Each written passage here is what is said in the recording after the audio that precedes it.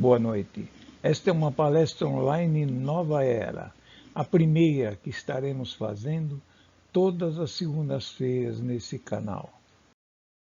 Nosso tema de hoje é a chegada no mundo espiritual. Aí perguntamos, quem não tem conhecimento? Como será essa chegada? O que vai acontecer? Vamos saber a partir de agora. Muito bem. O que fazem desencarnados que voltam para casa? Primeiro, desconhecimento da vida espiritual. Esse desconhecimento da vida espiritual pode acarretar uma série de coisas. Nós vamos ver, por exemplo, no item 2, que esses desencarnados tentam conversar com as pessoas da casa, esposa, marido, filhos, etc. Tentam conversar, mas percebem que ninguém está dando bola para eles. No item 3 nós vemos que eles ficam vagando quando não são vistos. Ficam vagando pela casa, pela rua, pelas imediações, nos lugares que nós vamos, nos acompanham inclusive. No item 4, nós falamos sobre os desconhecimentos espirituais.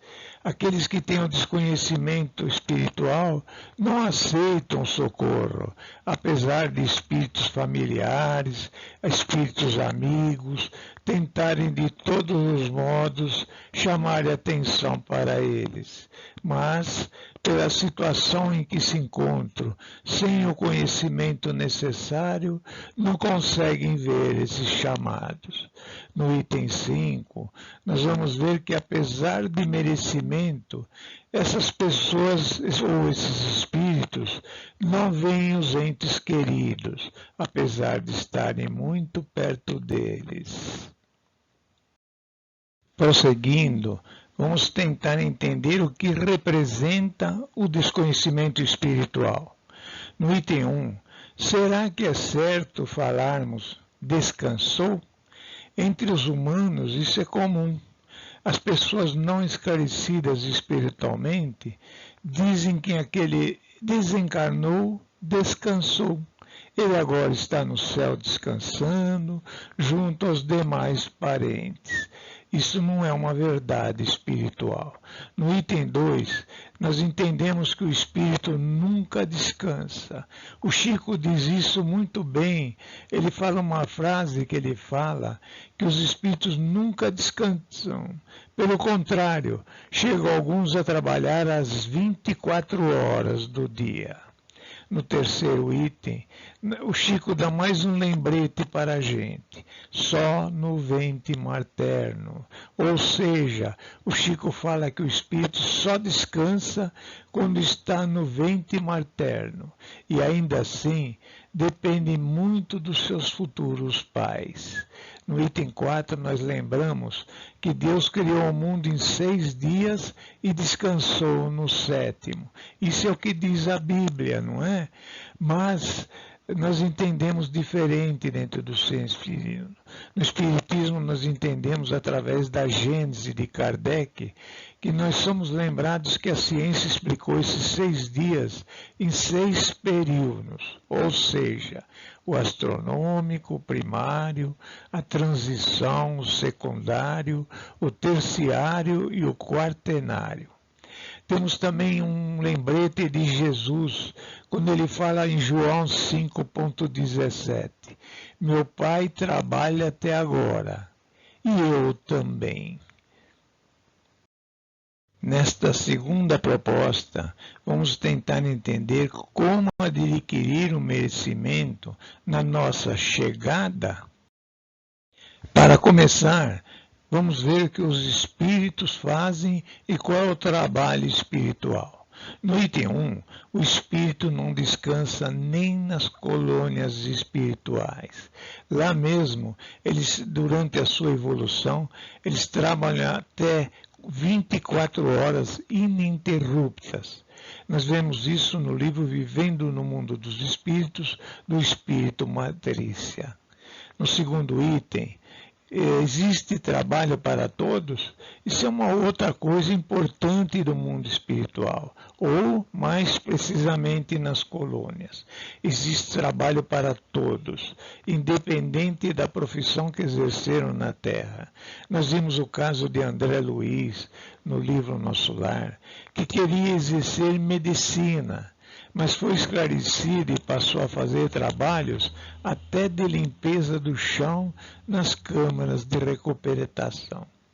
No item 3, nós temos um outro lembrete importante. É exigido o mínimo de 8 horas e podem ter horas extras? Sim, é exigido nas colônias um mínimo de 8 horas de trabalho.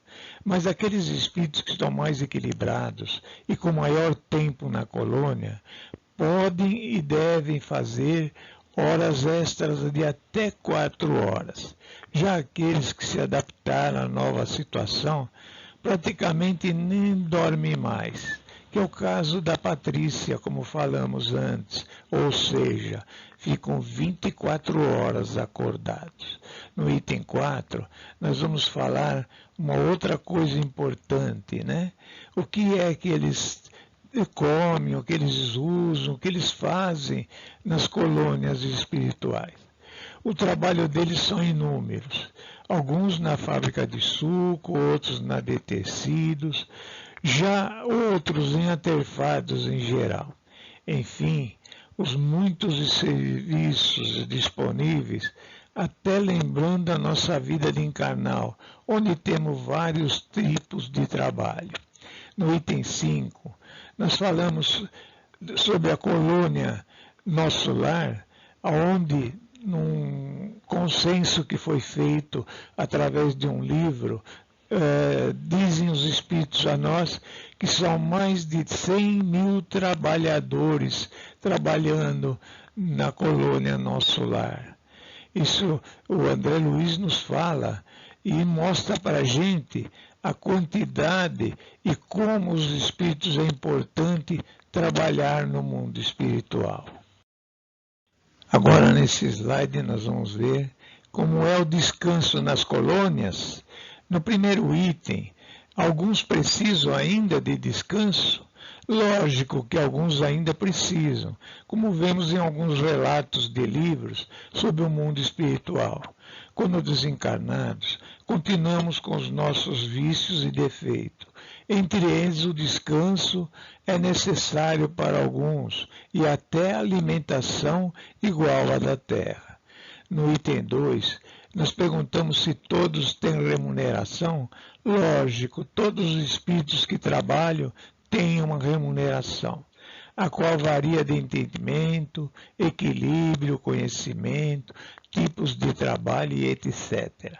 Os espíritos recebem o bônus hora, conforme o seu trabalho realizado. No item 3, nós vamos falar o que é o bônus hora. O bônus hora é uma recompensa inserida na ficha dos espíritos. Não é papel ou moeda como o nosso dinheiro.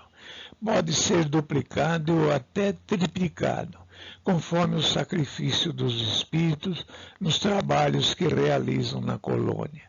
No item 4, nós vamos falar o que dá direito ao bônus hora sempre que o espírito faz algum serviço de natureza espiritual. Esse pode ser muito mais substancial, dependendo do serviço realizado, e com isso ele consegue muito mais bônus horas. Vamos falar agora o que a colônia fornece aos trabalhadores. No item 1, nós vamos falar sobre pão e roupa necessária. Então a colônia ela oferece o básico. Para aqueles que ainda estão chegando e não estão equilibrados para o trabalho, eles recebem pão e roupa, até ficarem preparados para o trabalho na colônia. Aí pão, a gente quer dizer a comida que a gente já usa aqui como encarnados.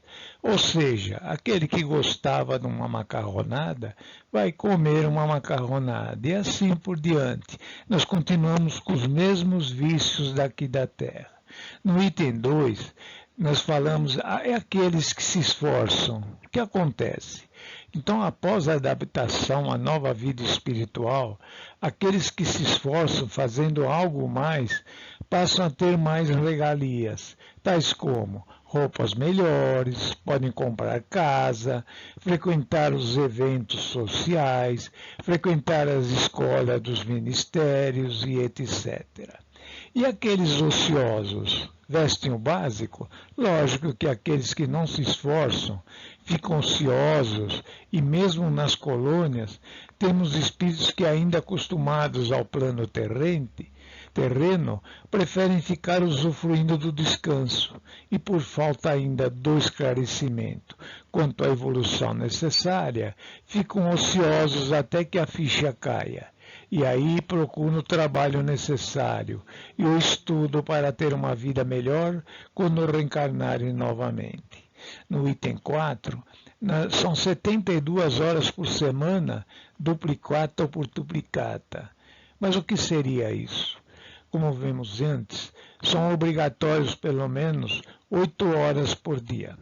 Porém, aqueles que fazem um mínimo de 72 horas por semana, ou seja, as 8 horas diárias, mais as 4 extras, podem ter suas horas duplicadas e, em alguns casos, até triplicadas. Dependendo do serviço que estão prestando, existem trabalhos normais nas fábricas, porém, tem aqueles que prestam serviço em caravanas, por exemplo. Então, essas caravanas vão junto ao umbral, à crosta terrestre, quer dizer, eles desenvolvem muito mais preparo e equilíbrio. Esses, então, serão muito mais bem recompensados, que são os casos triplicados. Nesses slides vamos falar qual o verdadeiro ganho do espírito. No item 1, nós falamos que é de natureza espiritual. O principal ganho do espírito não é necessariamente o bônus hora, como nós vimos, mas sim os de natureza espiritual. André, como vimos em nosso lar, começa com serviços de limpeza, mas aos poucos vai crescendo e passa a trabalhar junto com seu mentor em trabalhos no umbral, resgatando espíritos necessitados, e também em viagens à Terra, não só prestando ajuda a encarnados, mas também a desencarnados que passam por momentos de desequilíbrio. No item 2, nós falamos sobre assiduidade e dedicação. Para os serviços de natureza espiritual, é levado em conta a assiduidade, ou seja, o espírito está sempre pronto a servir em qualquer circunstância, sem pedir descanso ou temporariamente ficar afastado de alguma tarefa. Por outro lado, a dedicação também é importante. Como vimos a espírito Patrícia, voltando de um trabalho no umbral e ficando estudando em seu cantinho para suas aulas na faculdade espiritual. No item 3, nós falamos um pouco sobre educação, experiência e possibilidades. As colônias oferecem estudo através de faculdades em que as matérias ainda nem foram ventiladas aqui na Terra, como, por exemplo, na colônia das Margaridas, onde o estudo é direcionado para a formação dos profissionais que cuidarão do câncer na Terra, os oncologistas, por exemplo, enfermeiras e demais assessores, aprendendo técnicas e curas para essa doença, que ainda nem se pensa entre nós encarnados. São formados médicos, enfermeiros e todos aqueles que, de um modo ou de outro, farão parte de equipes oncológicas. E essas equipes, esses médicos, enfermeiros, eles vão encarnar aqui na Terra e prestar serviços nesta modalidade. Como dissemos antes, existem casas que são compradas lá no plano espiritual. Quantas casas poderão ter cada espírito? Não é individual e familiar. Aliás, todas as casas compradas são familiares. As casas das colônias, elas não podem ser individualizadas. Elas são, pelo contrário, feitas para uma família espiritual que provavelmente vai desencarnar e vir morar nessas casas. Às vezes, aquele que parte primeiro adquire a casa, e nela vão viver os familiares desencarnados no futuro, quando chegarem ao mundo espiritual. Quantas por família? É apenas uma casa por família. E família entende-se, além do marido e esposa, filhos, noras, netos e etc. Acontece que com o tempo, esse pessoal da casa vão reencarnando e vai diminuindo, e novos vão chegando da própria família. No terceiro item, nós falamos qual o espírito que ganhou medalha ao mérito por ter trabalhado tanto no mundo espiritual. E por quê? O mais famoso espírito que conseguiu essa medalha em nosso lar, por exemplo, foi a ministra veneranda, do Ministério da Regeneração. Ela trabalhou mais de 200 anos na colônia e com mais de 1 milhão de horas de trabalho útil, sem esmorecer e nem reclamar. Foi um dos espíritos mais populares e que mais mérito teve na colônia Nosso Lar. Finalmente, vamos falar para vocês onde fica a colônia Nosso Lar. Qual a cidade? Perguntamos no primeiro item. Nosso lar fica na cidade do Rio de Janeiro, ou mais precisamente, entre a cidade do Rio de Janeiro, Campos e Itaperuna. No item 2, nós perguntamos se existem outras colônias. Existem milhares de colônias espalhadas pelo mundo inteiro.